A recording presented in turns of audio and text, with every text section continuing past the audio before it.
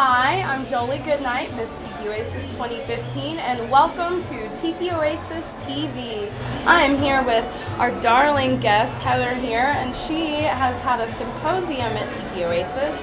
And so we're going to talk a little bit about her book that she's got here in her hands and just about fabulous tiki things. So welcome. We're so happy that you're here today. Thank you for having me. Oh yeah, absolutely. And I know that you have a little bit of a tiki past in your family. I do. So I would love to know, can you tell me about your tiki connection? What brought you to tiki in your life?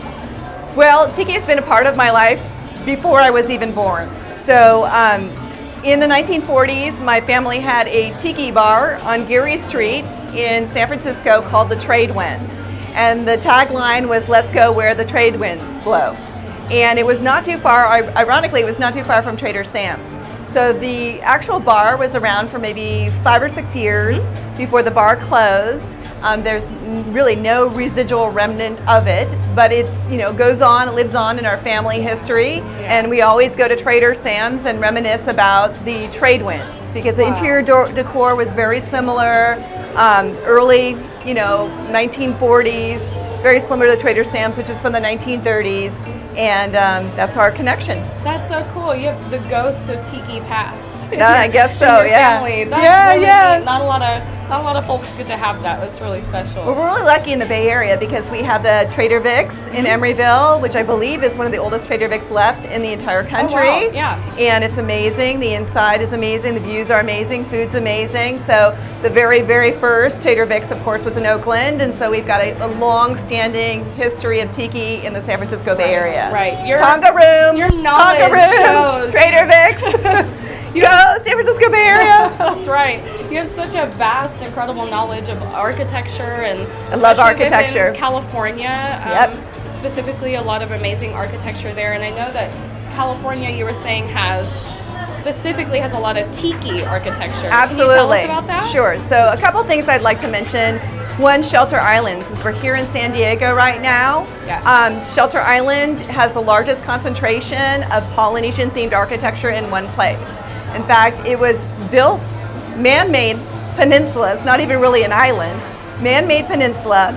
They dredged dirt from the bay, created this island, and then flipped it and marketed it as the mainland's Hawaiian Isle. So almost all of the architecture initially was regulated by San Diego Port Authority that it had to have a Polynesian design. And most of it is still intact. We have there have been a few casualties.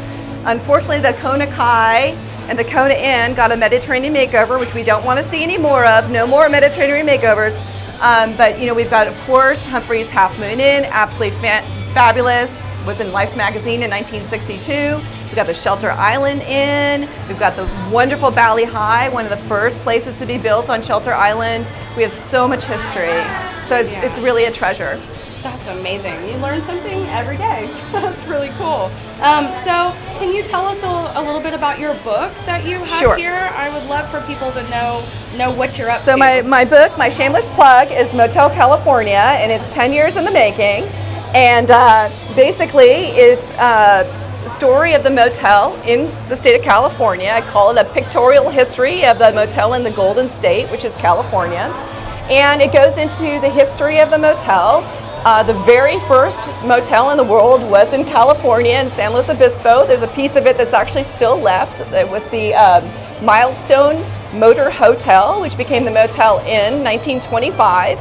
And then I go into the architecture of motels, famous motels designed by famous architects.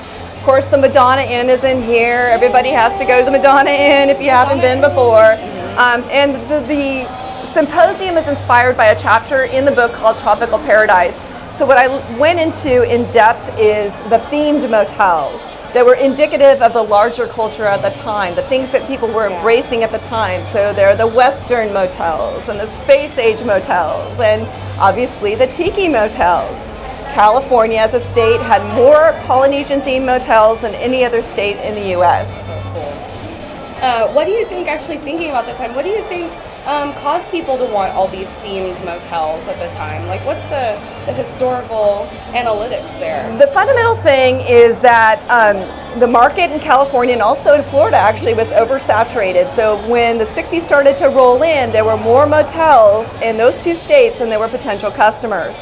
So what do you do when you are a motel? Let's say you're around the perimeter of Disneyland, and there are 50 motels in the early 60s around the perimeter of Disneyland, and you have your little motel, you're a mom and pop, and there are 10 motels within walking distance. Right. How do you differentiate your motel from the 10 motels that you could potentially walk to? You've got to come up with a notable theme that people can grasp onto. You have to have a killer neon sign. You have to have something that differentiates your place from all the other options for customers. Cool. I did not know that either. That is really cool. Yay! I'm learning a lot today. All right. Well, so we've done some businessy talk here, and now I have to ask you a few silly questions. All right. If that's all right. All right. Well, I mean, that's not too silly. It's pretty legit as a question. But what is your favorite tiki drink? My favorite tiki drink is the Suffering Bastard. In fact, it's my favorite drink at Trader Vic's in Emeryville. My dad go there all the time. We get the poo-poo platter and the Suffering Bastard. Oh, cool. All right. And then what is your must-do at Tiki Oasis? What's your favorite thing? Gotta go do it. You know, I love so much about Tiki Oasis. I love the vibe. I love the venue. I always go to as many of the symposiums as I can squeeze in. I love the grounds of the hotel. It sounds silly, but I can't get enough of the waterfalls and the tikis and the atrium. I love to shop. I mean, I love to walk around and shop. I always buy stuff when I'm here. I love, of course, the pageants and the burlesque shows. Yeah. And we just got done with the car show, and there were food trucks, and the food was awesome. So there's something for everybody here, and it's such a great community that, you know, if you haven't been to Tiki Oasis before, you kind of have to go. Yeah.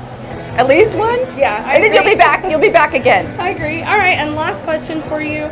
If Tiki Oasis were one of the motels in your book, what do you think it would be?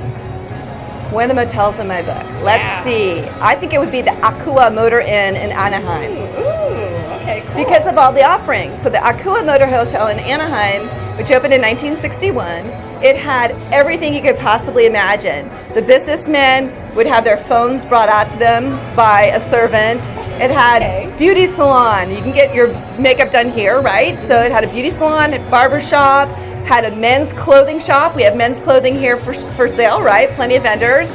It had a cocktail lounge. We have plenty of cocktail lounges here. It had everything. The pool, of course, tropical theme pool. So I would have to say it would be the Aqua. Awesome. Good answer. Well, thank you so much for joining Congratulations. us today. Oh, thank you. Thanks. Thanks so much for tuning in. You are watching Tiki Oasis TV. Y'all have a good one.